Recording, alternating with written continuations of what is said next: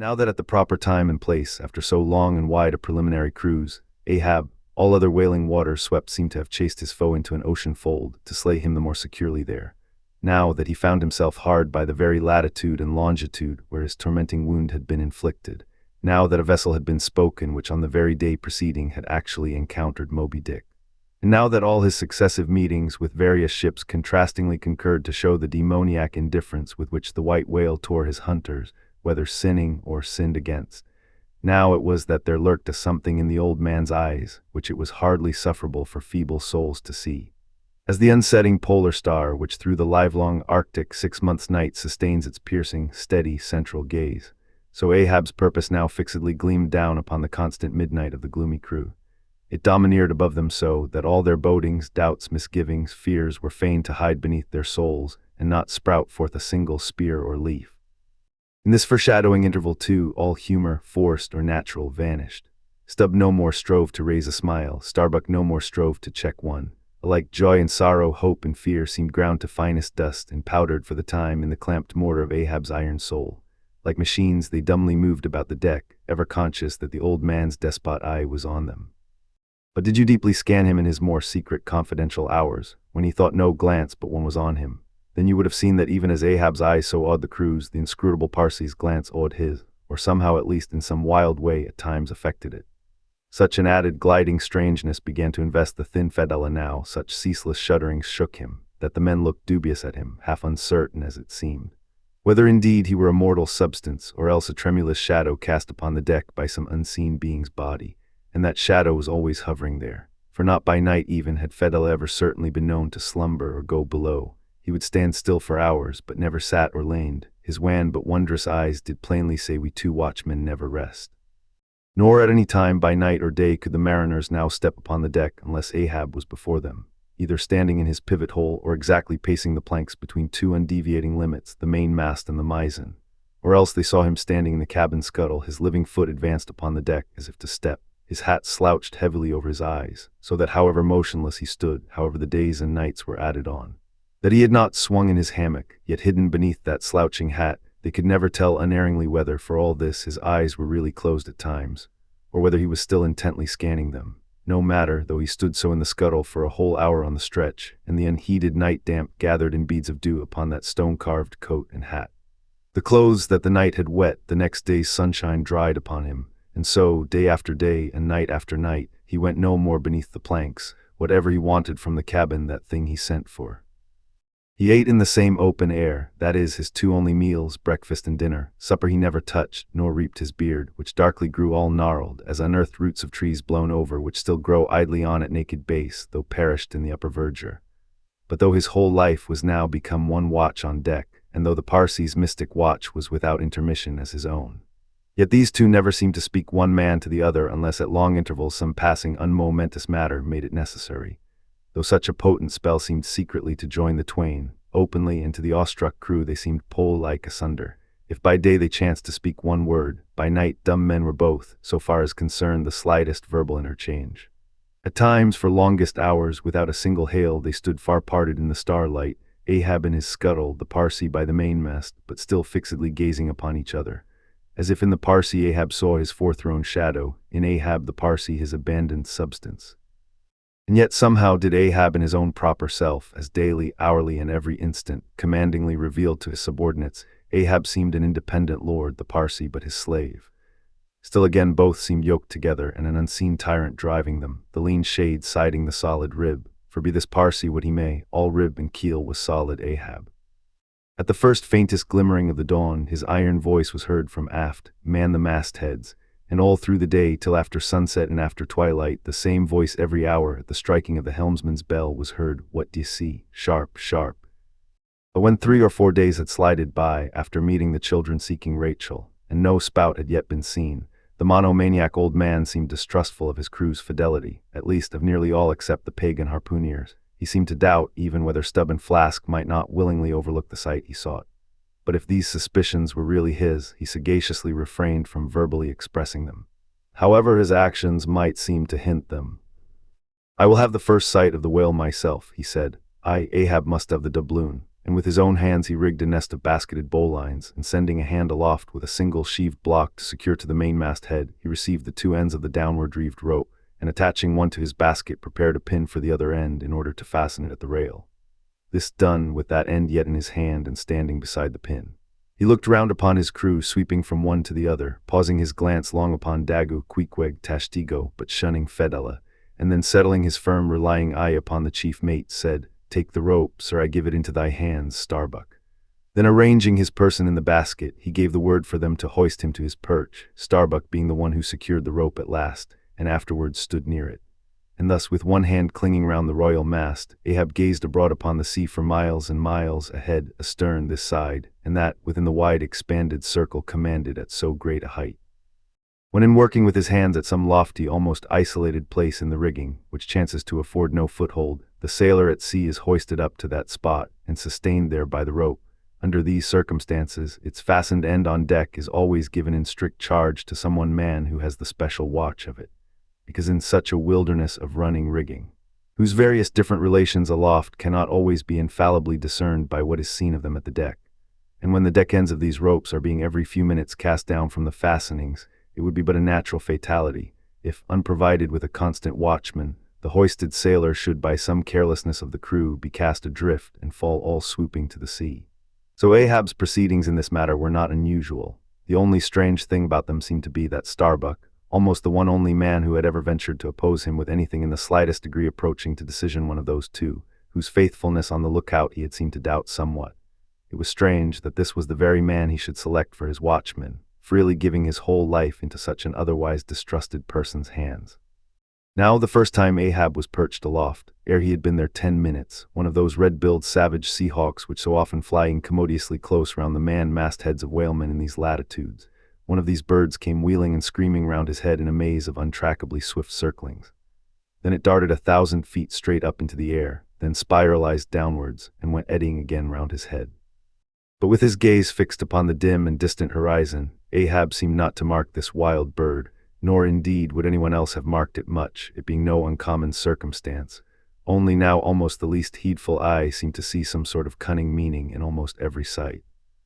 Your hat, sir," suddenly cried the Sicilian seaman, who being posted at the mizzen-mast head, stood directly behind Ahab, though somewhat lower than his level, and with a deep gulf of air dividing them. But already the sable wing was before the old man's eyes, the long hooked bill at his head. With a scream, the black hawk darted away with his prize. An eagle flew thrice round Tarquin's head, removing his cap to replace it, and thereupon Tanaquil, his wife, declared that Tarquin would be king of Rome. But only by the replacing of the cap was that omen accounted good. Ahab's hat was never restored. The wild hawk flew on and on with it, far in advance of the prow, and at last disappeared, while from the point of that disappearance a minute black spot was dimly discerned, falling from that vast height into the sea. Chapter 131. The Pequod Meets the Delight. The intense Pequod sailed on, the rolling waves and days went by, the lifebuoy coffin still lightly swung, and another ship, most miserably misnamed the Delight, was descried. As she drew nigh, all eyes were fixed upon her broad beams, cold shears, which, in some whaling ships, crossed the quarter-deck at the height of 8 or 9 feet, serving to carry the spare, unrigged, or disabled boats. Upon the stranger's shears were beheld the shattered, white ribs and some few splintered planks of what had once been a whale boat, but you now saw through this wreck, as plainly as you see through the peeled, half-unhinged, and bleaching skeleton of a horse. "Hast seen the white whale?" "Look," replied the hollow-cheeked captain from his taffrail, and with his trumpet he pointed to the wreck. "Hast killed him?" "The harpoon is not yet forged that ever will do that," answered the other, sadly glancing upon a rounded hammock on the deck, whose gathered sides some noiseless sailors were busy in sewing together. "Not forged," and snatching Perth's leveled iron from the crotch, Ahab held it out, exclaiming, "Look ye, Nantucketer, here in this hand I hold his death. Tempered in blood and tempered by lightning are these barbs, and I swear to temper them triply in that hot place behind the fin, where the white whale most feels his accursed life." "Then God keep thee, old man, seest thou that?" Pointing to the hammock I bury but one of 5 stout men who were alive only yesterday, but were dead ere night. "Only that one I bury, the rest were buried before they died, you sail upon their tomb." Then turning to his crew, "Are ye ready there? Place the plank then on the rail, and lift the body, so then, O God," advancing towards the hammock with uplifted hands, "may the resurrection and the life." "Brace forward, up helm," cried Ahab like lightning to his men. But the suddenly started Pequod was not quick enough to escape the sound of the splash that the corpse soon made as it struck the sea. Not so quick indeed, but that some of the flying bubbles might have sprinkled her hull with their ghostly baptism. As Ahab now glided from the dejected Delight, the strange life-buoy hanging at the Pequod's stern came into conspicuous relief. "Ha, yonder, look yonder, men," cried a foreboding voice in her wake. "In vain, O ye strangers, ye fly our sad burial, ye but turn us your taffrail to show us your coffin." Chapter 132, The Symphony. It was a clear steel-blue day. The firmaments of air and sea were hardly separable in that all-pervading azure. Only the pensive air was transparently pure and soft with a woman's look, and the robust and manlike sea heaved with long, strong, lingering swells, as Samson's chest in his sleep. Hither and thither on high glided the snow-white wings of small, unspeckled birds. These were the gentle thoughts of the feminine air, but to and fro in the deeps, far down in the bottomless blue, rushed mighty leviathans, swordfish, and sharks, and these were the strong, troubled, murderous thinkings of the masculine sea. But though thus contrasting within, the contrast was only in shades and shadows without. Those two seemed one. It was only the sex, as it were, that distinguished them. Aloft like a royal czar and king, the sun seemed giving this gentle air to this bold and rolling sea, even as bride to groom. And at the girdling line of the horizon, a soft and tremulous motion most seen here at the equator denoted the fond, throbbing trust, the loving alarms with which the poor bride gave her bosom away. Tied up and twisted, gnarled and knotted with wrinkles, haggardly firm and unyielding, his eyes glowing like coals that still glow in the ashes of ruin, untottering Ahab stood forth in the clearness of the morn, lifting his splintered helmet of a brow to the fair girl's forehead of heaven. O immortal infancy and innocency of the azure, invisible winged creatures that frolic all round us, sweet childhood of air and sky, how oblivious were ye of old Ahab's close-coiled woe! But so have I seen little Miriam and Martha, laughing-eyed elves, heedlessly gambol around their old sire, sporting with the circle of singed locks which grew on the marge of that burnt-out crater of his brain. Slowly crossing the deck from the scuttle, Ahab leaned over the side and watched how his shadow in the water sank and sank to his gaze, the more and the more that he strove to pierce the profundity. But the lovely aromas in that enchanted air did at last seem to dispel for a moment the cankerous thing in his soul. That glad, happy air, that winsome sky did at last stroke and caress him. The stepmother world, so long cruel forbidding, now threw affectionate arms round his stubborn, and did seem to joyously sob over him, as if over one that, however wilful and erring, she could yet find it in her heart to save and to bless. From beneath his slouched hat, Ahab dropped a tear into the sea, nor did all the Pacific contain such wealth as that one wee drop. Starbuck saw the old man, saw him, how he heavily leaned over the side, and he seemed to hear in his own true heart the measureless sobbing that stole out of the center of the serenity around. Careful not to touch him or be noticed by him, he yet drew near to him and stood there. Ahab turned. Starbuck.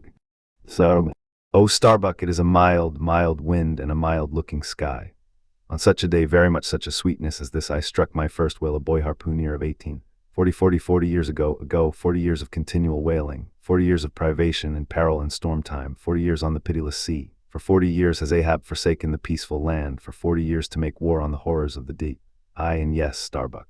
Out of those 40 years I have not spent 3 ashore. When I think of this life I have led, the desolation of solitude it has been, the masoned, walled town of a captain's exclusiveness, which admits but small entrance to any sympathy from the green country without, weariness, heaviness.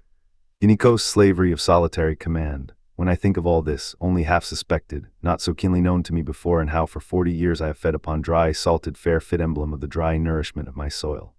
When the poorest landsman has had fresh fruit to his daily hand, and broken the world's fresh bread to my moldy crusts away, whole oceans away, from that young girl wife I wedded past 50, and sailed for Cape Horn the next day. Leaving but one dent in my marriage pillow, wife, rather a widow with her husband alive. I widowed that poor girl when I married her, Starbuck, and then the madness, the frenzy, the boiling blood, and the smoking brow with which, for 1,000 lowerings, old Ahab has furiously, foamingly chased his prey, more a demon than a man. What a 40 years old fool has old Ahab been. Why this strife of the chase? Why weary and palsy the arm at the oar and the iron and the lance? How the richer or better is Ahab now? Behold, O Starbuck, is it not hard that with this weary load I bear, one poor leg should have been snatched from under me? Here, brush this old hair aside, it blinds me that I seem to weep. Locks so grey did never grow but from out some ashes. But do I look very old, so very, very old, Starbuck? I feel deadly faint, bowed and humped, as though I were Adam, staggering beneath the piled centuries since paradise. God, God, God, crack my heart, stave my brain, mockery, mockery, bitter, biting mockery of grey hairs, have I lived enough joy to wear ye, and seem and feel thus intolerably old, close. Stand close to me, Starbuck, let me look into a human eye. It is better than to gaze into sea or sky, better than to gaze upon God. By the green land, by the bright hearthstone, this is the magic glass, man. I see my wife and my child in thine eye. No, no, stay on board, on board. Lower not when I do, when branded Ahab gives chase to Moby-Dick. That hazard shall not be thine. No, no, not with the faraway home I see in that eye. Oh, my captain, noble soul, grand old heart, after all, why should anyone give chase to that hated fish? Away with me, let us fly these deadly waters, let us home. Wife and child, too, are Starbuck's wife and child of his brotherly, sisterly playfellow youth, even as thine, sir, are the wife and child of thy loving, longing, paternal old age. Away, let us away, this instant let me alter the course. How cheerily, how hilariously. Oh, my captain, would we bowl on our way to see old Nantucket again? I think, sir, they have some such mild blue days, even as this, in Nantucket. They have, I have seen them some summer days in the morning. About this time, yes, it is his noon nap now, the boy vivaciously wakes, sits up in bed, and his mother tells him of me, of cannibal old me, how I am abroad upon the deep, but will yet come back to dance him again. 'Tis my Mary herself. She promised that my boy every morning should be carried to the hill to catch the first glimpse of his father's sail. Yes, yes, no more, it is done, we head for Nantucket. Come, my captain, study out the course, and let us away. See, the boy's face from the window, the boy's hand on the hill. But Ahab's glance was averted. Like a blighted fruit tree he shook, and cast his last, cindered apple to the soil. What is it, what nameless, inscrutable, unearthly thing is it? What cozening, hidden lord and master, and cruel, remorseless emperor commands me, that against all natural lovings and longings I so keep pushing and crowding and jamming myself on all the time, recklessly making me ready to do what in my own proper natural heart I durst not so much as dare? Is Ahab, is it I, God, or who, that lifts this arm? But if the great sun move not of himself, but is as an errand boy in heaven, nor one single star can revolve but by some invisible power, how then can this one small heart beat, this one small brain think thoughts, unless God does that beating, does that thinking, does that living, and not I? By heaven, man, we are turned round and round in this world like yonder windlass, and fate is the handspike, and all the time, lo, that smiling sky and this unsounded sea. Look, see yon albacore, who put it in him to chase and fang that flying fish. Where do murderers go, man, who's to doom when the judge himself is dragged to the bar? But it is a mild, mild wind and a mild-looking sky, and the air smells now as if it blew from a far-away meadow. They have been making hay somewhere under the slopes of the Andes. Starbuck and the mowers are sleeping among the new-mown hay. Sleeping. Toil we how we may, we all sleep at last on the field. Sleep, aye, and rust amid greenness, as last year's scythes flung down and left in the half-cut swath Starbuck. But blanched to a corpse's hue with despair, the mate had stolen away. Ahab crossed the deck to gaze over on the other side, but started at two reflected, fixed eyes in the water there. Fedallah was motionlessly leaning over the same rail. Chapter 133, The Chase, First Day. That night in the mid-watch, when the old man, as his wont at intervals, stepped forth from the scuttle in which he leaned, and went to his pivot hole, he suddenly thrust out his face fiercely, snuffing up the sea air as a sagacious ship's dog will in drawing nigh to some barbarous isle. He declared that a whale must be near. Soon that peculiar odor, sometimes to a great distance given forth by the living sperm whale, was palpable to all the watch, nor was any mariner surprised when, after inspecting the compass and then the dog vane, and then ascertaining the precise bearing of the odor as nearly as possible, Ahab rapidly ordered the ship's course to be slightly altered and the sail to be shortened. The acute policy dictating these movements was sufficiently vindicated at daybreak by the sight of a long sleek on the sea directly and lengthwise ahead, smooth as oil, and resembling in the pleated watery wrinkles bordering it the polished metallic-like marks of some swift tide drip at the mouth of a deep, rapid stream. "Man the mastheads, call all hands." Thundering with the butts of 3 clubbed handspikes on the forecastle deck, Daggoo roused the sleepers with such judgment claps that they seemed to exhale from the scuttle, so instantaneously did they appear with their clothes in their hands. "What d'ye see?" cried Ahab, flattening his face to the sky. Nothing, sir," was the sound hailing down in reply. "T-gallant sails, stun sails, alow and aloft and on both sides." All sail being set, he now cast loose the lifeline, reserved for swaying him to the main royal-mast head, and in a few moments they were hoisting him thither when, while but 2/3 of the way aloft, and while peering ahead through the horizontal vacancy between the main topsail and top-gallant sail, he raised a gull-like cry in the air. There she blows, a hump like a snow hill, it is Moby-Dick. Fired by the cry which seemed simultaneously taken up by the three lookouts, the men on deck rushed to the rigging to behold the famous whale they had so long been pursuing. Ahab had now gained his final perch, some feet above the other lookouts, Tashtego standing just beneath him on the cap of the top-gallant mast, so that the Indian's head was almost on a level with Ahab's heel. From this height the whale was now seen some mile or so ahead. At every roll of the sea revealing his high sparkling hump, and regularly jetting his silent spout into the air. To the credulous mariners it seemed the same silent spout they had so long ago beheld in the moonlit Atlantic and Indian Oceans. "And did none of ye see it before?" cried Ahab, hailing the perched men all around him. "I saw him almost that same instant, sir, that Captain Ahab did, and I cried out," said Tashtego. "Not the same instant, not the same, no, the doubloon is mine, fate reserved the doubloon for me. I only none of ye could have raised the white whale first. There she blows, there she blows, there she blows, there again, there again," he cried in long-drawn, lingering, methodic tones attuned to the gradual prolongings of the whale's visible jets. "He's going to sound in stunsails, down top-gallant sails, stand by 3 boats, Mr. Starbuck, remember, stay on board. And keep the ship helm there, luff, luff a point, so steady man, steady, there go flukes, no, no, only black water, already the boat's there, stand by, lower me, Mr. Starbuck, lower, lower, quick, quicker," and he slid through the air to the deck. "He is heading straight to leeward, sir," cried Stubb, "right away from us, cannot have seen the ship yet. Be dumb, man, stand by the braces, hard down the helm, brace up, shiver her, so, well, that boats. Soon all the boats but Starbuck's were dropped, all the boat sails set, all the paddles plying, with rippling swiftness shooting to leeward, and Ahab heading the onset. A pale death glimmer lit up Fedella's sunken eyes, a hideous motion gnawed his mouth. Like noiseless nautilus shells, their light prows sped through the sea, but only slowly they neared the foe. As they neared him, the ocean grew still more smooth, seemed drawing a carpet over its waves, seemed a noon meadow, so serenely it spread. At length the breathless hunter came so nigh his seemingly unsuspecting prey that his entire dazzling hump was distinctly visible, sliding along the sea as if an isolated thing, and continually set in a revolving ring of finest, fleecy, greenish foam. He saw the vast, involved wrinkles of the slightly projecting head beyond.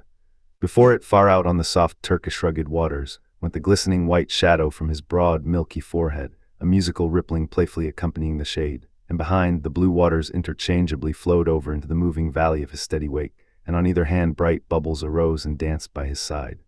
But these were broken again by the light toes of hundreds of gay fowls softly feathering the sea, alternate with their fitful flight. And like to some flagstaff rising from the painted hull of an argosy, the tall but shattered pole of a recent lance projected from the white whale's back, and at intervals one of the cloud of soft-toed fowls hovering, and to and fro skimming like a canopy over the fish, silently perched and rocked on this pole, the long tail feathers streaming like pennons. A gentle joyousness, a mighty mildness of repose and swiftness, invested the gliding whale. Not the white bull Jupiter swimming away with ravished Europa clinging to his graceful horns, his lovely leering eyes sideways intent upon the maid, with smooth bewitching fleetness rippling straight for the nuptial bower in Crete, not Jove, not that great majesty supreme, did surpass the glorified white whale as he so divinely swam. On each soft side coincident with the parted swell, that but once leaving him then flowed so wide away on each bright side, the whale shed off enticings. No wonder there had been some among the hunters who, namelessly transported and allured by all this serenity, had ventured to assail it, but had fatally found that quietude but the vesture of tornadoes. Yet calm, enticing calm, O whale, thou glidest on to all who for the first time eye thee. No matter how many in that same way thou mayst have bejuggled and destroyed before. And thus, through the serene tranquillities of the tropical sea, among waves whose hand-clappings were suspended by exceeding rapture, Moby-Dick moved on, still withholding from sight the full terrors of his submerged trunk, entirely hiding the wrenched hideousness of his jaw. But soon the forepart of him slowly rose from the water. For an instant his whole marbleized body formed a high arch, like Virginia's natural bridge, and warningly waving his bannered flukes in the air. The grand god revealed himself, sounded, and went out of sight. Hoveringly halting and dipping on the wing, the white seafowls longingly lingered over the agitated pool that he left. With oars apeak and paddles down, the sheets of their sails adrift, the 3 boats now stilly floated, awaiting Moby-Dick's reappearance. "An hour," said Ahab, standing rooted in his boat's stern, and he gazed beyond the whale's place towards the dim blue spaces and wide wooing vacancies to leeward. It was only an instant, for again his eyes seemed whirling round in his head as he swept the watery circle. The breeze now freshened, the sea began to swell. The birds, cried Tashtego. In long Indian file, as when herons take wing, the white birds were now all flying towards Ahab's boat, and when within a few yards began fluttering over the water there, wheeling round and round with joyous, expectant cries. Their vision was keener than man's. Ahab could discover no sign in the sea. But suddenly, as he peered down and down into its depths, he profoundly saw a white living spot no bigger than a white weasel, with wonderful celerity uprising and magnifying as it rose till it turned, and then there were plainly revealed two long crooked rows of white glistening teeth floating up from the undiscoverable bottom. It was Moby-Dick's open mouth and scrolled jaw, his vast, shadowed bulk still half blending with the blue of the sea. The glittering mouth yawned beneath the boat like an open-doored marble tomb, and giving one sidelong sweep with his steering oar, Ahab whirled the craft aside from this tremendous apparition. Then, calling upon Fedallah to change places with him, went forward to the bows and, seizing Perth's harpoon, commanded his crew to grasp their oars and stand by to stern. Now, by reason of this timely spinning round the boat upon its axis, its bow, by anticipation, was made to face the whale's head while yet under water. But as if perceiving this stratagem, Moby-Dick, with that malicious intelligence ascribed to him, sidlingly transplanted himself, as it were, in an instant, shooting his pleated head lengthwise beneath the boat. Through and through every plank in each rib it thrilled for an instant, the whale obliquely lying on his back in the manner of a biting shark, slowly and feelingly taking its bows full within his mouth, so that the long, narrow, scrolled lower jaw curled high up into the open air, and one of the teeth caught in a rowlock. The bluish pearl white of the inside of the jaw was within 6 inches of Ahab's head, and reached higher than that. In this attitude the white whale now shook the slight cedar as a mildly cruel cat or mouse. With unastonished eyes Fedallah gazed and crossed his arms, but the tiger-yellow crew were tumbling over each other's heads to gain the uttermost stern. Now, while both elastic gunwales were springing in and out, as the whale dallied with the doomed craft in this devilish way, and from his body being submerged beneath the boat, he could not be darted at from the bows, for the bows were almost inside of him, as it were. And while the other boats involuntarily paused, as before a quick crisis impossible to withstand, then it was that monomaniac Ahab, furious with this tantalizing vicinity of his foe, which placed him all alive and helpless in the very jaws he hated. Frenzied with all this, he seized the long bone with his naked hands, and wildly strove to wrench it from its gripe. As now he thus vainly strove, the jaw slipped from him. The frail gunwales bent in, collapsed, and snapped, as both jaws, like an enormous shears sliding further aft, bit the craft completely in twain, and locked themselves fast again in the sea midway between the two floating wrecks. These floated aside, the broken ends drooping, the crew at the stern wreck clinging to the gunwales, and striving to hold fast to the oars to lash them across. At that preluding moment, ere the boat was yet snapped, Ahab, the first to perceive the whale's intent by the crafty upraising of his head, a movement that loosed his hold for the time.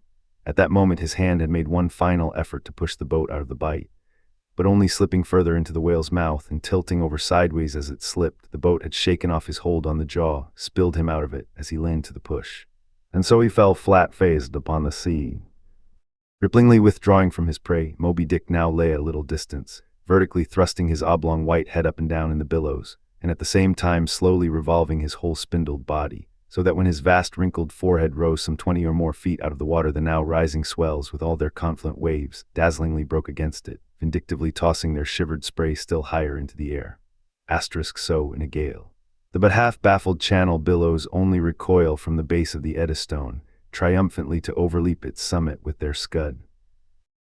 This motion is peculiar to the sperm whale. It receives its designation, pitch-bowling, from its being likened to that preliminary up-and-down poise of the whale lance, in the exercise called pitch-bowling, previously described. By this motion the whale must best and most comprehensively view whatever objects may be encircling him. But soon resuming his horizontal attitude, Moby-Dick swam swiftly round and round the wrecked crew, sideways churning the water in his vengeful wake, as if lashing himself up to still another and more deadly assault. The sight of the splintered boat seemed to madden him, as the blood of grapes and mulberries cast before Antiochus's elephants in the book of Maccabees. Meanwhile Ahab half smothered in the foam of the whale's insolent tail, and too much of a cripple to swim. Though he could still keep afloat, even in the heart of such a whirlpool as that, helpless Ahab's head was seen, like a tossed bubble which the least chance shock might burst. From the boat's fragmentary stern, Fedallah incuriously and mildly eyed him. The clinging crew at the other drifting end could not succor him. More than enough was it for them to look to themselves. For so revolvingly appalling was the white whale's aspect, and so planetarily swift the ever-contracting circles he made, that he seemed horizontally swooping upon them. And though the other boats, unharmed, still hovered hard by, still they dared not pull into the eddy to strike, lest that should be the signal for the instant destruction of the jeopardized castaways, Ahab and all, nor in that case could they themselves hope to escape. With straining eyes, then, they remained on the outer edge of the direful zone, whose center had now become the old man's head. Meantime, from the beginning all this had been descried from the ship's mastheads, and squaring her yards she had borne down upon the scene, and was now so nigh that Ahab in the water hailed her. Sail on the but that moment a breaking sea dashed on him from Moby-Dick and whelmed him for the time. But struggling out of it again and chancing to rise on a towering crest, he shouted, "Sail on the whale, drive him off." The Pequod's prows were pointed, and breaking up the charmed circle, she effectually parted the white whale from his victim. As he sullenly swam off, the boats flew to the rescue. Dragged into Stubbs' boat with bloodshot, blinded eyes, the white brine caking in his wrinkles, the long tension of Ahab's bodily strength did crack, and helplessly he yielded to his body's doom, for a time lying all crushed in the bottom of Stubbs' boat, like one trodden underfoot of herds of elephants. Far inland, nameless wails came from him, as desolate sounds from out ravines. But this intensity of his physical prostration did but so much the more abbreviate it. In an instant's compass, great hearts sometimes condensed to one deep pang, the sum total of those shallow pains kindly diffused through feebler men's whole lives. And so such hearts, though summary in each one's suffering, still, if the gods decree it, in their lifetime aggregate a whole age of woe, wholly made up of instantaneous intensity, for even in their pointless centers, those noble natures contain the entire circumferences of inferior souls. "The harpoon," said Ahab, halfway rising, and draggingly leaning on one bended arm, "is it safe?" "Aye, sir, for it was not darted, this is it," said Stubb, showing it. "Lay it before me, any missing men." 1, 2, 3, 4, 5, there were 5 oars, sir, and here are 5 men. "That's good, help me, man, I wish to stand, so I see him, there, going to leeward still, what a leaping spout, hands off from me. The eternal sap runs up in Ahab's bones again, set the sail, out oars the helm." It is often the case that when a boat is stove, its crew being picked up by another boat help to work that second boat, and the chase is thus continued with what is called double-banked oars. It was thus now. But the added power of the boat did not equal the added power of the whale, for he seemed to have treble-banked his every fin, swimming with a velocity which plainly showed that if now, under these circumstances, pushed on, the chase would prove an indefinitely prolonged, if not a hopeless one, nor could any crew endure for so long a period such an unintermitted, intense straining at the oar, a thing barely tolerable only in some one brief vicissitude. The ship itself, then, as it sometimes happens, offered the most promising intermediate means of overtaking the chase. Accordingly, the boats now made for her, and were soon swayed up to their cranes, the 2 parts of the wrecked boat having been previously secured by her, and then hoisting everything to her side, and stacking her canvas high up, and sideways outstretching it with stun-sails like the double-jointed wings of an albatross, the Pequod bore down in the leeward wake of Moby-Dick. At the well-known, methodic intervals, the whale's glittering spout was regularly announced from the manned mastheads. And when he would be reported as just gone down, Ahab would take the time, and then pacing the deck, binnacle watch in hand, so soon as the last second of the allotted hour expired, his voice was heard, "Whose is the doubloon now, d'ye see him?" And if the reply was, "No, sir," straightway he commanded them to lift him to his perch. In this way the day wore on, Ahab now aloft and motionless, anon unrestingly pacing the planks. As he was thus walking, uttering no sound, except to hail the men aloft, or to bid them hoist a sail still higher, or to spread one to still greater breadth, thus to and fro pacing beneath his slouched hat, at every turn he passed his own wrecked boat, which had been dropped upon the quarterdeck and lay there reversed, broken bow to shattered stern. At last he paused before it, and as in an already overclouded sky fresh troops of clouds will sometimes sail across, so over the old man's face there now stole some such added gloom as this. Stubbs saw him pause, and perhaps intending, not vainly though, to evince his own unabated fortitude and thus keep up a valiant place in his captain's mind, he advanced, and eyeing the wreck exclaimed, "The thistle the ass refused. It pricked his mouth too keenly, sir, ha ha. What soulless thing is this that laughs before a wreck? Man, did I not know thee brave as fearless fire, and as mechanical, I could swear thou wert a poltroon. Groan nor laugh should be heard before a wreck." "Aye, sir," said Starbuck, drawing near, "'tis a solemn sight, an omen, and an ill one." Omen, the dictionary. If the gods think to speak outright to man, they will honorably speak outright, not shake their heads and give an old wives' darkling hint. Begone, ye two are the opposite poles of one thing. Starbuck is Stubb reversed, and Stubb is Starbuck, and ye two are all mankind, and Ahab stands alone among the millions of the peopled earth, nor gods nor men his neighbors. Cold, I shiver, how now, aloft there, to see him. Sing out for every spout, though he spout 10 times a second. The day was nearly done, only the hem of his golden robe was rustling. Soon it was almost dark, but the lookout men still remained unset. "Can't see the spout now, sir, too dark," cried a voice from the air. "How heading when last seen?" "As before, sir, straight to leeward." "Good, he will travel slower now 'tis night. Down royals and top-gallant stunsails, Mr. Starbuck. We must not run over him before morning. He's making a passage now and may heave to a while. Helm there, keep her full before the wind. Aloft, come down. Mr. Stubb, send a fresh hand to the foremast head and see it manned till morning." Then advancing towards the doubloon and the mainmast men, "This gold is mine, for I earned it. But I shall let it abide here till the white whale is dead, and then whosoever of ye first raises him, upon the day he shall be killed, this gold is that man's, and if on that day I shall again raise him, then 10 times its sum shall be divided among all of ye. Away now, the deck is thine, sir." And so saying, he placed himself halfway within the scuttle, and slouching his hat, stood there till dawn, except when at intervals rousing himself to see how the night wore on. Chapter 134, The Chase, Second Day. At daybreak, the 3 mastheads were punctually manned afresh. "D'ye see him?" cried Ahab, after allowing a little space for the light to spread. "See nothing, sir." "Turn up all hands and make sail. He travels faster than I thought for the top-gallant sails. Aye, they should have been kept on her all night, but no matter 'tis but resting for the rush." Here be it said that this pertinacious pursuit of one particular whale, continued through day into night and through night into day, is a thing by no means unprecedented in the South Sea fishery. For such is the wonderful skill, prescience of experience, and invincible confidence acquired by some great natural geniuses among the Nantucket commanders, that from the simple observation of a whale when last descried, they will, under certain given circumstances, pretty accurately foretell both the direction in which he will continue to swim for a time, while out of sight, as well as his probable rate of progression during that period. And in these cases, somewhat as a pilot, when about losing sight of a coast, whose general trending he well knows, and which he desires shortly to return to again, but at some further point, like as this pilot stands by his compass and takes the precise bearing of the cape at present visible, in order the more certainly to hit aright the remote, unseen headland eventually to be visited, so does the fisherman at his compass with the whale, for after being chased, and diligently marked through several hours of daylight, then, when night obscures the fish, the creature's future wake through the darkness is almost as established to the sagacious mind of the hunter as the pilot's coast is to him. So that to this hunter's wondrous skill, the proverbial evanescence of a thing writ in water awake is to all desired purposes well nigh as reliable as the steadfast land.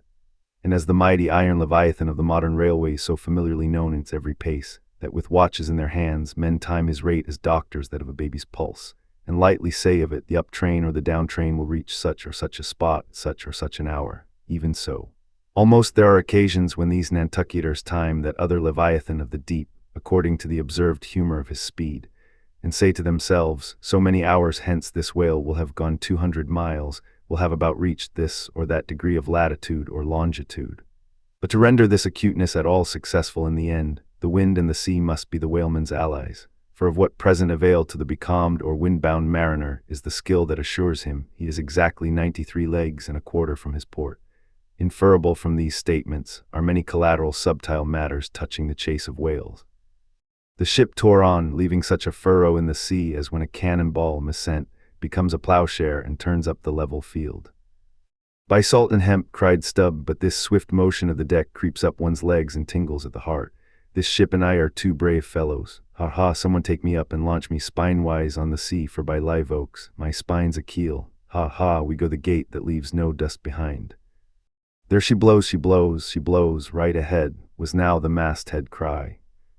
"Aye, aye," cried Stubb, "I knew it, ye can't escape, blow on and split your spout, O whale. The mad fiend himself is after ye, blow your trump, blister your lungs, Ahab will dam off your blood, as a miller shuts his water-gate upon the stream." And Stubb did but speak out for well nigh all that crew. The frenzies of the chase had by this time worked them bubblingly up like old wine worked anew. Whatever pale fears and forebodings some of them might have felt before, these were not only now kept out of sight through the growing awe of Ahab, but they were broken up and on all sides routed, as timid prairie hares that scatter before the bounding bison. The hand of fate had snatched all their souls. And by the stirring perils of the previous day, the rack of the past night's suspense, the fixed, unfearing, blind, reckless way in which their wild craft went plunging towards its flying mark, by all these things their hearts were bowled along. The wind that made great bellies of their sails, and rushed the vessel on by arms invisible as irresistible. This seemed the symbol of that unseen agency which so enslaved them to the race.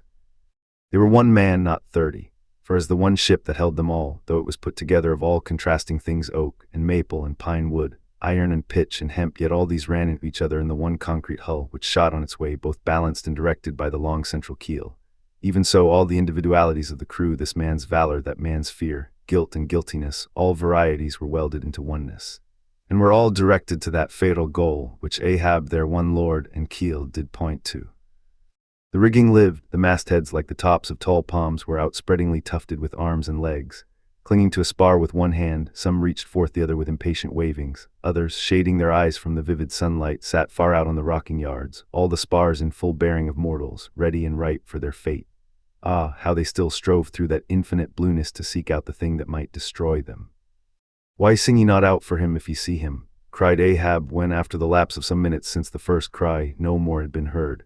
"Sway me up, men, ye have been deceived. Not Moby-Dick casts one odd jet that way and then disappears."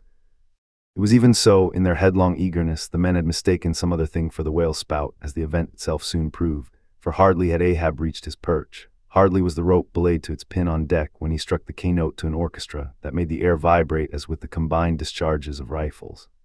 The triumphant hallo of 30 buckskin lungs was heard, as much nearer to the ship than the place of the imaginary jet. Less than a mile ahead, Moby-Dick bodily burst into view, for not by any calm and indolent spoutings, not by the peaceable gush of that mystic fountain in his head, did the white whale now reveal his vicinity, but by the far more wondrous phenomenon of breaching. Rising with his utmost velocity from the furthest depths, the sperm whale thus booms his entire bulk into the pure element of air, and piling up a mountain of dazzling foam, shows his place to the distance of 7 miles and more. In those moments, the torn, enraged waves he shakes off seem his main. In some cases, this breaching is his act of defiance. There she breaches, was the cry, as in his immeasurable bravadoes the white whale tossed himself salmon-like to heaven.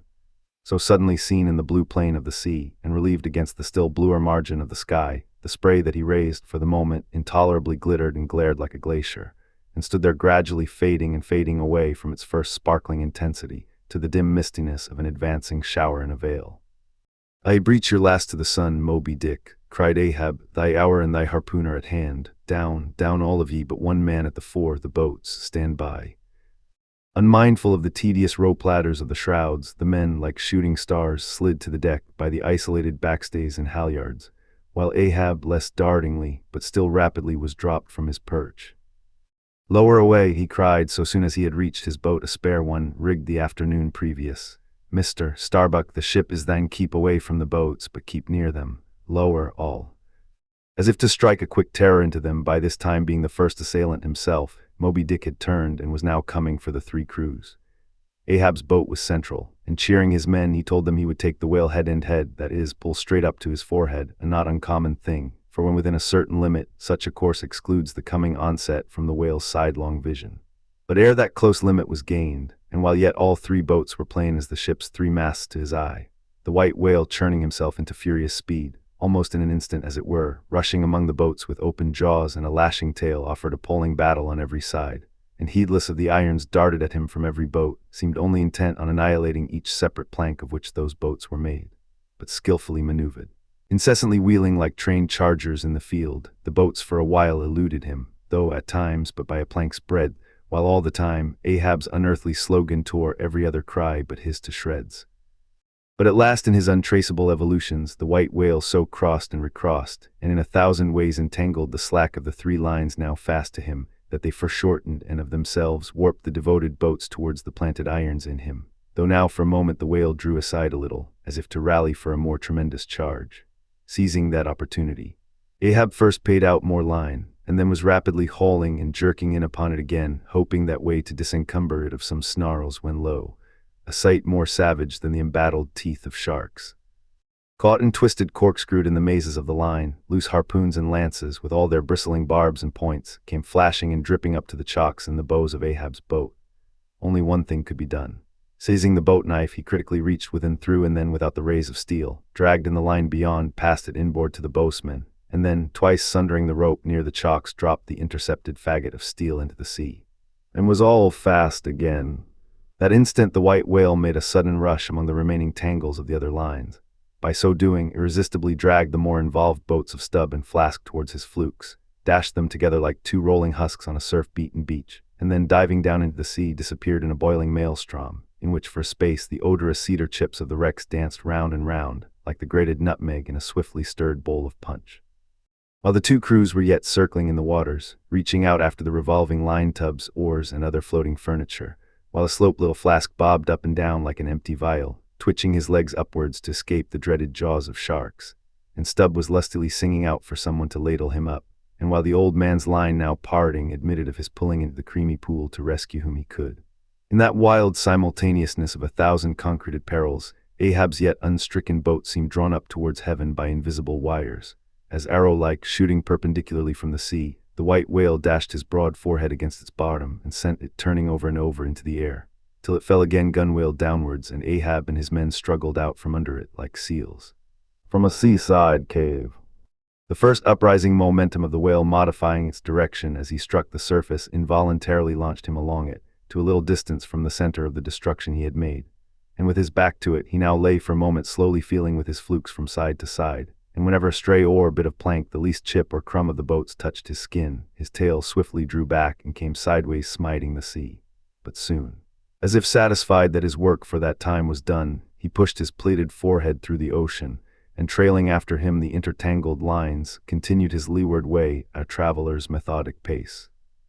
As before, the attentive ship, having descried the whole fight, again came bearing down to the rescue, and dropping a boat, picked up the floating mariners, tubs, oars, and whatever else could be caught at, and safely landed them on her decks. Some sprained shoulders, wrists, and ankles, livid contusions, wrenched harpoons and lances, inextricable intricacies of rope, shattered oars and planks, all these were there, but no fatal or even serious ill seemed to have befallen anyone. As with Fedallah the day before, so Ahab was now found grimly clinging to his boat's broken half, which afforded a comparatively easy float, nor did it so exhaust him as the previous day's mishap. But when he was helped to the deck, all eyes were fastened upon him, as instead of standing by himself, he still half hung upon the shoulder of Starbuck, who had thus far been the foremost to assist him. His ivory leg had been snapped off, leaving but one short, sharp splinter. Aye, Starbuck, 'tis sweet to lean sometimes, be the leaner who he will, and would old Ahab had leaned oftener than he has. The ferrule has not stood, sir, said the carpenter, now coming up. I put good work into that leg. But no bones broken, sir, I hope, said Stubb with true concern. Aye, and all splintered to pieces, Stubb, to see it, but even with a broken bone, old Ahab is untouched, and I count no living bone of mine one jot more me than this dead one that's lost. Nor white whale, nor man, nor fiend can so much as graze old Ahab in his own proper and inaccessible being. Can any lead touch yonder floor, any mast scrape yonder roof, aloft there, which way? Dead to leeward, sir. Up helm then, pile on the sail again, ship keepers. Down the rest of the spare boats and rig them Mr. Starbuck away, and muster the boat's crews. Let me first help thee towards the bulwarks, sir. Oh, how this splinter gores me now, accursed fate, that the unconquerable captain in the soul should have such a craven mate. Sir, my body, man, not thee, give me something for a cane there, that shivered lance will do. Muster the men, surely I have not seen him yet, by heaven it cannot be, missing, quick, call them all. The old man's hinted thought was true. Upon mustering the company, the Parsee was not there. The Parsee, cried Stubb, he must have been caught in the black vomit wrench thee. Run all of ye above a low cabin, forecastle find him not gone, not gone. But quickly they returned to him with the tidings that the Parsee was nowhere to be found. Aye, sir, said Stubb, caught among the tangles of your line, I thought I saw him dragging under.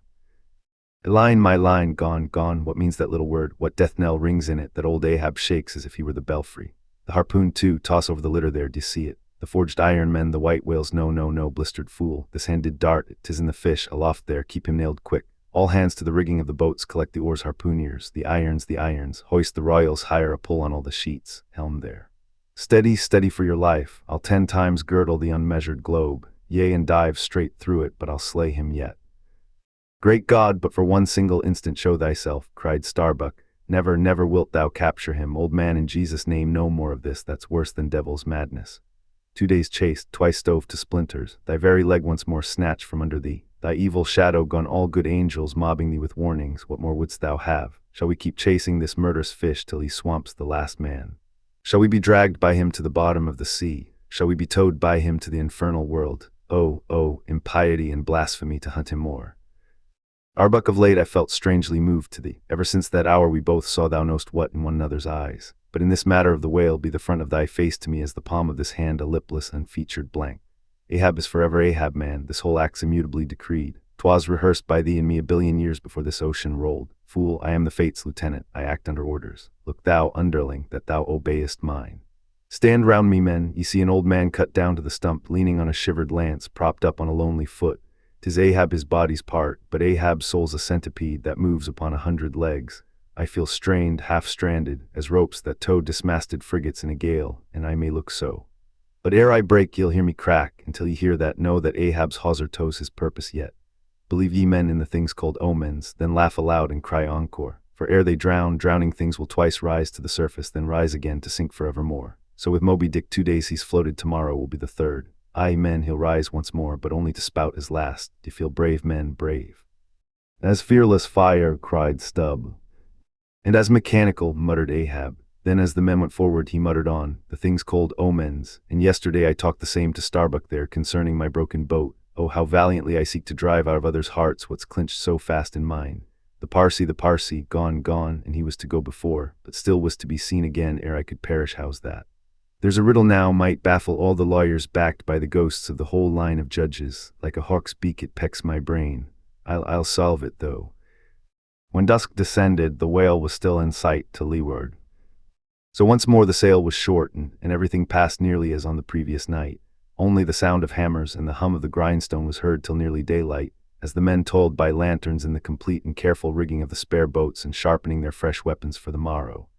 Meantime, of the broken keel of Ahab's wrecked craft the carpenter made him another leg, while still as on the night before, slouched Ahab stood fixed within his scuttle, his hid. Heliotrope glance anticipatingly gone backward on its dial, sat due eastward for the earliest sun. Chapter 135, The Chase, Third Day. The morning of the third day dawned fair and fresh, and once more the solitary nightman at the foremast head was relieved by crowds of the daylight lookouts, who dotted every mast and almost every spar. "D'ye see him?" cried Ahab, but the whale was not yet in sight. "In his infallible wake, though, but follow that wake, that's all. Helm there, steady as thou goest, and haste been going. What a lovely day again, we're at a new-made world and made for a summer house to the angels, and this morning, the first of its throwing open to them, a fairer day could not dawn upon that world. Here's food for thought, had Ahab time to think, but Ahab never thinks, he only feels, that's tingling enough for mortal man, to think's audacity. God only has that right and privilege. Thinking is, or ought to be, a coolness and a calmness, and our poor hearts throb and our poor brains beat too much for that. And yet I've sometimes thought my brain was very calm, frozen calm. This old skull cracks so, like a glass in which the contents turn to ice and shiver it. And still this hair is growing now, this moment growing, and heat must breed it. But no, it's like that sort of common grass that will grow anywhere, between the earthy clefts of Greenland ice or in Vesuvius lava. How the wild winds blow it, they whip it about me as the torn shreds of split sails lash the tossed ship they cling to. A vile wind that has no doubt blown ere this through prison corridors and cells, and wards of hospitals, and ventilated them. And now comes blowing hither as innocent as fleeces. Out upon it, it's tainted. Were I the wind, I'd blow no more on such a wicked, miserable world. I'd crawl somewhere to a cave and slink there. And yet 'tis a noble and heroic thing, the wind, whoever conquered it. In every fight it has the last and bitterest blow. Run tilting at it, and you but run through it. Ha! A coward wind that strikes stark naked men, but will not stand to receive a single blow. Even Ahab is a braver thing, a nobler thing than that. Would now the wind but had a body, but all the things that most exasperate and outrage mortal man, all these things are bodiless, but only bodiless as objects, not as agents. There's a most special, a most cunning, a most malicious difference. And yet, I say again, and swear it now, that there's something all glorious and gracious in the wind. These warm trade winds, at least, that in the clear heavens blow straight on in strong and steadfast, vigorous mildness, and veer not from their mark, however the baser currents of the sea may turn and tack, and mightiest Mississippis of the land swift and swerve about, uncertain where to go at last, and by the eternal poles.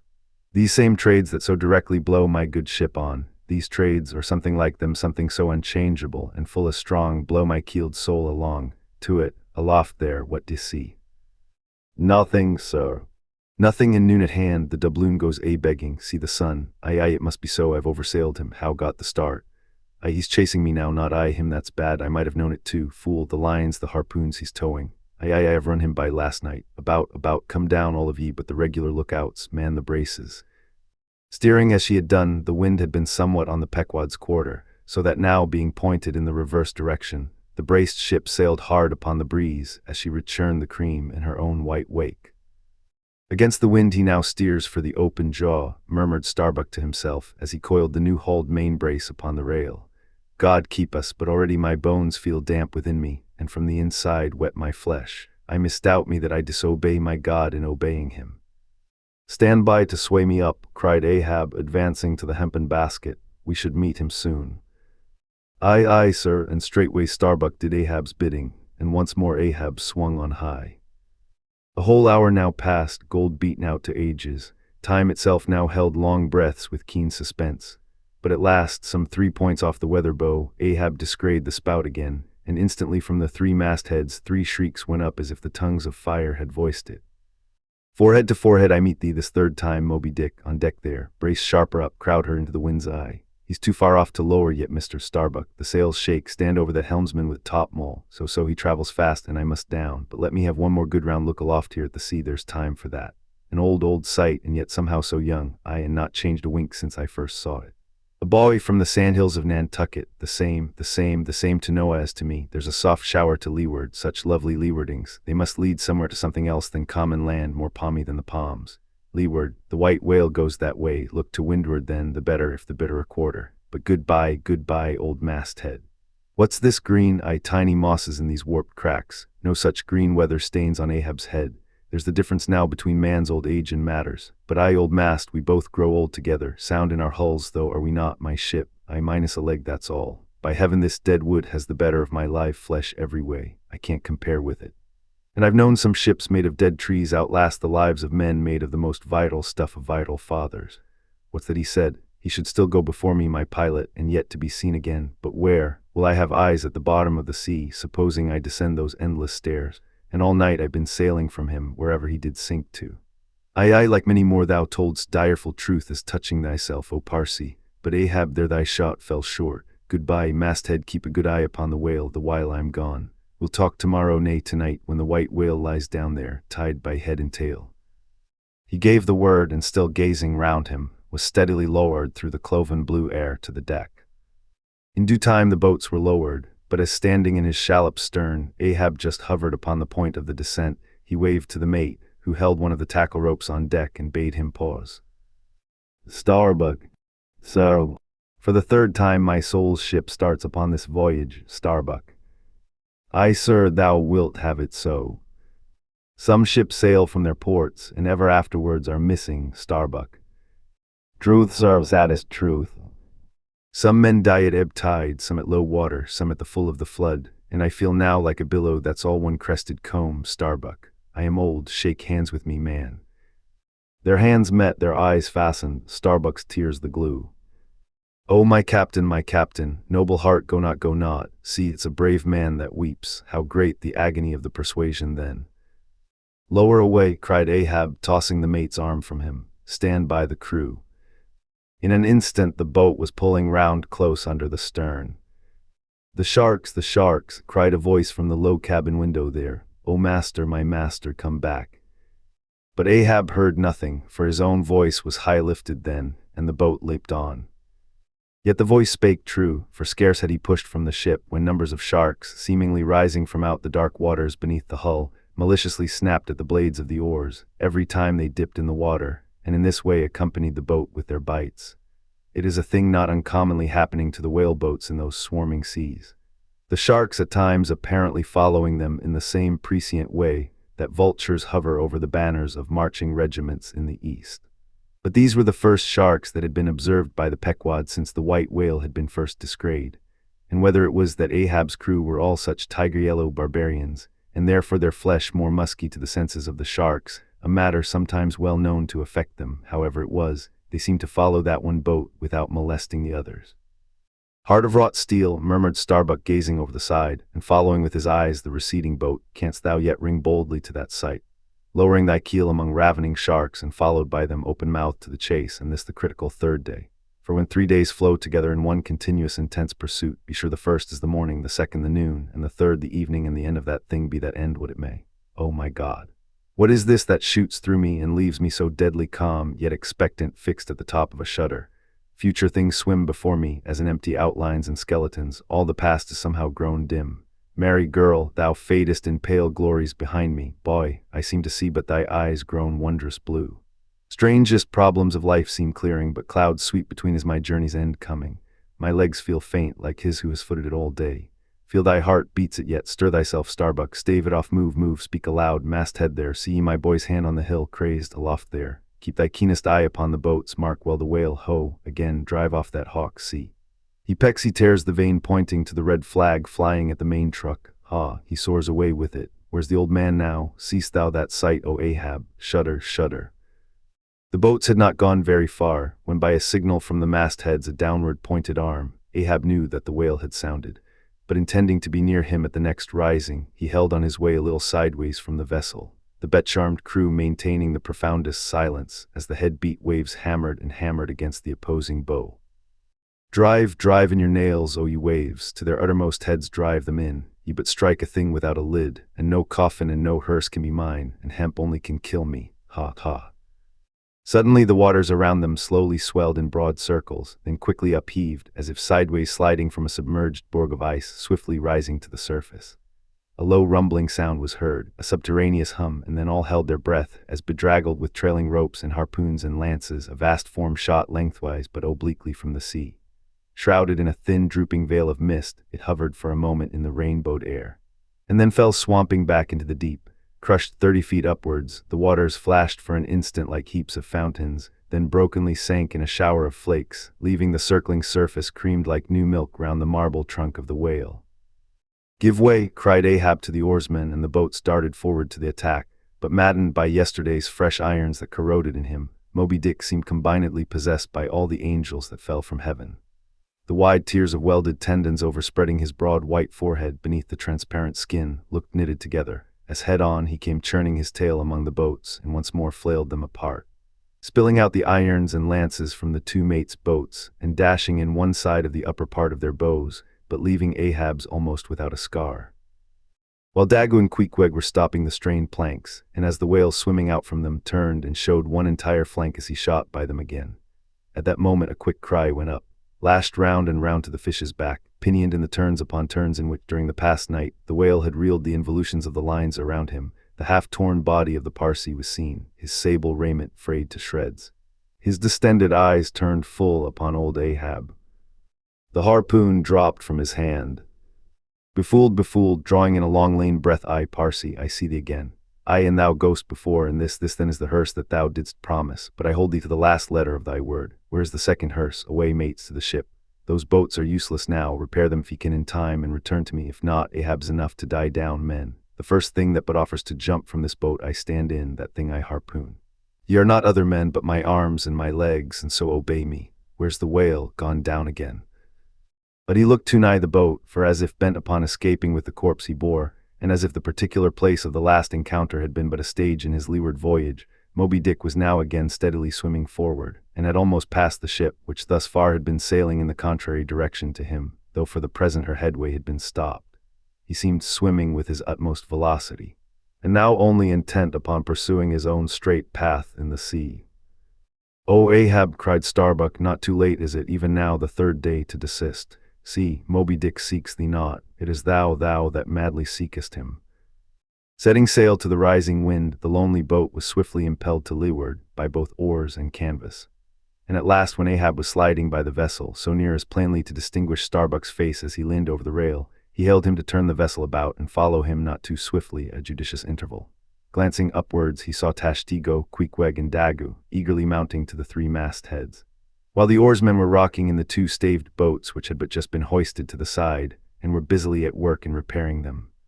One after the other, through the portholes as he sped, he also caught flying glimpses of Stubb and Flask, busying themselves on deck among bundles of new irons and lances. As he saw all this, as he heard the hammers in the broken boats, far other hammers seemed driving a nail into his heart, but he rallied. and now marking that the vane or flag was gone from the main masthead, he shouted to Tashtego, who had just gained that perch, to descend again for another flag, and a hammer and nails, and so nail it to the mast. Whether fagged by the 3 days' running chase and the resistance to his swimming in the knotted hamper he bore, or whether it was some latent deceitfulness and malice in him, whichever was true, the white whale's way now began to abate, as it seemed, from the boat so rapidly nearing him once more, though indeed the whale's last start had not been so long a one as before. And still as Ahab glided over the waves, the unpitying sharks accompanied him, and so pertinaciously stuck to the boat, and so continually bit at the plying oars, that the blades became jagged and crunched, and left small splinters in the sea at almost every dip. Heed them not, those teeth, but give new rowlocks to your oars. Pull on, 'tis the better rest, the shark's jaw than the yielding water. But at every bite, sir, the thin blades grow smaller and smaller. They will last long enough, pull on, but who can tell, he muttered, whether these sharks swim to feast on the whale or on Ahab. But pull on, I all alive, now we near him. The helm, take the helm, let me pass. And so saying, 2 of the oarsmen helped him forward to the bows of the still flying boat. At length, as the craft was cast to one side and ran ranging along with the white whale's flank, he seemed strangely oblivious of its advance, as the whale sometimes will, and Ahab was fairly within the smoky mountain mist, which, thrown off from the whale's spout, curled round his great monadnock hump.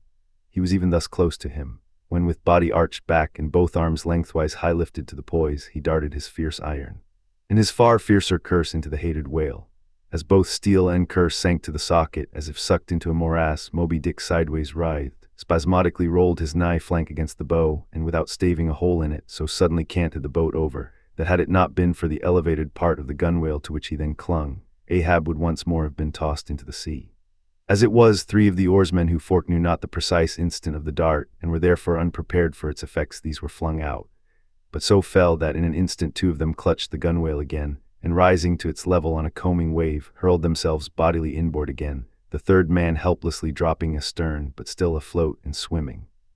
Almost simultaneously, with a mighty volition of ungraduated instantaneous swiftness, the white whale darted through the weltering sea. But when Ahab cried out to the steersman to take new turns with the line and hold it so, and commanded the crew to turn round on their seats and tow the boat up to the mark, the moment the treacherous line felt that double strain and tug, it snapped in the empty air. What breaks in me, some sinew cracks, 'tis whole again, oars, burst in upon him. Hearing the tremendous rush of the sea-crashing boat, the whale wheeled round to present his blank forehead at bay, but in that evolution, catching sight of the nearing black hull of the ship, seemingly seeing in it the source of all his persecutions, bethinking it may be a larger and nobler foe, of a sudden he bore down upon its advancing prow, smiting his jaws amid fiery showers of foam. Ahab staggered, his hands smote his forehead. I grow blind, hands, stretch out before me that I may yet grope my way, ist night. The whale, the ship, cried the cringing oarsmen. Oars, slope downwards to thy depths, O sea, that ere it be forever too late, Ahab may slide this last time upon his mark. I see the ship, dash on, my men, will ye not save my ship? But as the oarsmen violently forced their boat through the sledge-hammering seas, the before whale-smitten bow ends of 2 planks burst through, and in an instant almost, the temporarily disabled boat lay nearly level with the waves, its half-wading, splashing crew trying hard to stop the gap and bail out the pouring water. Meantime, for that one beholding instant, Tashtego's masthead hammer remained suspended in his hand, and the red flag, half wrapping him as with a plaid, then streamed itself straight out from him, as his own forward-flowing heart, while Starbuck and Stubb, standing upon the bowsprit beneath, caught sight of the downcoming monster just as soon as he. The whale, up helm, oh all ye sweet powers of air, now hug me close, let not Starbuck die, if die he must in a woman's fainting fit. Up helm, I say, ye fools, the jaw, is this the end of all my bursting prayers, all my lifelong fidelities? O Ahab, lo thy work, steady, helmsman steady, nay, up helm again, he turns to meet us. O his unappeasable brow drives on towards one, whose duty tells him he cannot depart. My God, stand by me now. Stand not by me, but stand under me, whoever you are that will now help Stubb, for Stubb too sticks here. I grin at thee, thou grinning whale, whoever helped Stubb or kept Stubb awake but Stubb's own unwinking eye, and now poor Stubb goes to bed upon a mattress that is all too soft, would it were stuffed with brushwood. I grin at thee, thou grinning whale, look ye sun, moon, and stars, I call ye assassins of as good a fellow as ever spouted up his ghost, for all that. I would yet ring glasses with ye, would ye but hand the cup. Oh, thou grinning whale, but there be plenty of gulping soon, why fly ye not, O Ahab? For me off shoes and jacket to it, let Stubb die in his drawers, a most mouldy and oversalted death, though. Cherries, cherries, cherries, oh flask, for one red cherry ere we die. Cherries, I only wish that we were where they grow. Oh Stubb, I hope my poor mother's drawn my part pay ere this, if not, few coppers will now come to her, for the voyage is up. From the ship's bows nearly all the seamen now hung inactive. Hammers, bits of plank lances, and harpoons mechanically retained in their hands, just as they had darted from their various employments. All their enchanted eyes intent upon the whale which from side to side, strangely vibrating his predestinating head, sent a broad band of overspreading semicircular foam before him as he rushed. Retribution, swift vengeance, eternal malice were in his whole aspect. In spite of all that mortal man could do, the solid white buttress of his forehead smote the ship's starboard bow, till men and timbers reeled. Some fell flat upon their faces. Like dislodged trucks, the heads of the harpooneers aloft shook on their bull-like necks. Through the breach they heard the waters pour, as mountain torrents down a flume. "The ship, the hearse, the second hearse," cried Ahab from the boat, "its wood could only be American." Diving beneath the settling ship, the whale ran quivering along its keel, but turning under water, swiftly shot to the surface again, far off the other bow, but within a few yards of Ahab's boat, where for a time he lay quiescent. I turned my body from the sun. What ho, Tashtigo, let me hear thy hammer. O ye three unsurrendered spires of mine, thou uncracked keel and only God-bullet hull, thou firm deck and haughty helm and pole-pointed prow, death-glorious ship, must he then perish, and without me am I cut off from the last fond pride of meanest shipwrecked captains? O lonely death on lonely life, O now I feel my topmost greatness lies in my topmost grief. Ho, ho. From all your furthest bounds pour ye now in, ye bold billows of my whole forgone life, and top this one piled comer of my death. Towards thee I roll, thou all-destroying but unconquering whale. To the last I grapple with thee. From hell's heart I stab at thee. For hate's sake I spit my last breath at thee. Sink all coffins and all hearses to one common pool. And since neither can be mine, let me then tow to pieces, while still chasing thee, though tied to thee, thou damned whale. Thus I give up the spear. The harpoon was darted, the stricken whale flew forward. With igniting velocity the line ran through the grooves, ran foul. Ahab stooped to clear it. He did clear it, but the flying turn caught him round the neck, and voicelessly as Turkish mutes bowstring their victim, he was shot out of the boat ere the crew knew he was gone. Next instant the heavy ice-splice in the rope's final end flew out of the stark-empty tub, knocked down an oarsman and smiting the sea, disappeared in its depth. For an instant the tranced boat's crew stood still, then turned. The ship, great God, where is the ship? Soon they through dim, bewildering mediums saw her sidelong fading phantom, as in the gaseous Fata Morgana, only the uppermost masts out of water, while fixed by infatuation or fidelity or fate to their once lofty perches, the pagan harpooneers still maintained their sinking lookouts on the sea. And now concentric circles seized the lone boat itself and all its crew. And each floating oar and every lance-pole, and spinning, animate and inanimate, all round and round in one vortex, carried the smallest chip of the Pequod out of sight. But as the last whelmings intermixingly poured themselves over the sunken head of the Indian at the mainmast, leaving a few inches of the erect spar yet visible, together with long streaming yards of the flag, which calmly undulated with ironical coincidings over the destroying billows they almost touched. At that instant, a red arm and a hammer hovered backwardly uplifted in the open air, in the act of nailing the flag faster and yet faster to the subsiding spar. A skyhawk that tauntingly had followed the main truck downwards from its natural home among the stars, pecking at the flag and incommoding Tashtigo there. This bird now chanced to intercept its broad fluttering wing between the hammer and the wood, and simultaneously feeling that ethereal thrill, the submerged savage beneath in his death gasp kept his hammer frozen there. And so the bird of heaven, with archangelic shrieks and his imperial beak thrust upwards, and his whole captive form folded in the flag of Ahab, went down with his ship, which, like Satan, would not sink to hell till she had dragged a living part of heaven along with her, and helmeted herself with it.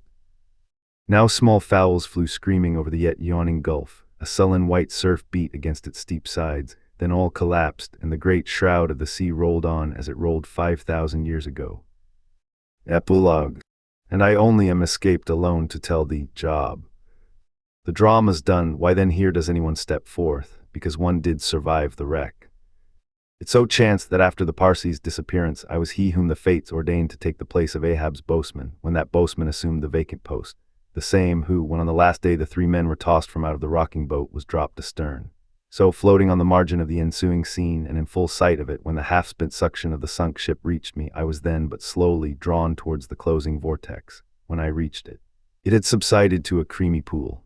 round and round then, and ever contracting towards the button-like black bubble at the axis of that slowly wheeling circle, like another iction I did revolve.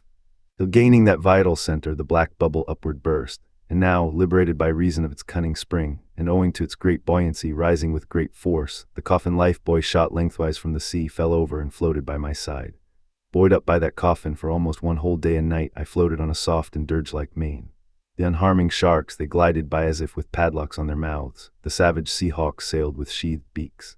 On the second day a sail drew nearer, and picked me up at last.